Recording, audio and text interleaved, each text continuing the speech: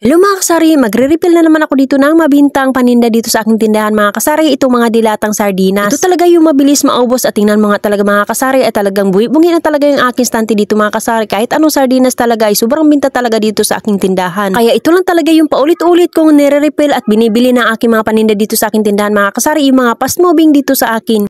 Alam mo kung ano maganda sa sari-sari store mong hanap buhay? Ito yung kahit nasa bahay ka lang, kumikita ka. Oo, wala ka man sa opisina tulad ng iba pero malaking bagay na yung nasa bahay ka. Kumikita ka na kasama pa ang pamilya. Kahit maliit man ang iyong tubo mga kasari, ang importante kumikita ka araw-araw sa iyong lahan o negosyo, hindi man gaano kalaki. Ang importante, di ka nakatunganga na walang kita. Dahil ilan piraso na lang yung aking mga biscuit section dito mga kasari. So ayan nga, nag-display na nga ako dito at kakaunti nga lang yung nabili ko dahil nga naubusan nga ako doon sa bilihan sa grocery. Dahil sobrang binta talaga itong mga chocolate dito sa aking tindahan mga kasari. Hindi nga ako nakabili ng chocomucho tsaka bingbing, balik Cloud9 nga lang to ako nabili mga kasari dahil ito nga lang naabutan ko doon sa grocery na aking pinagbilhan.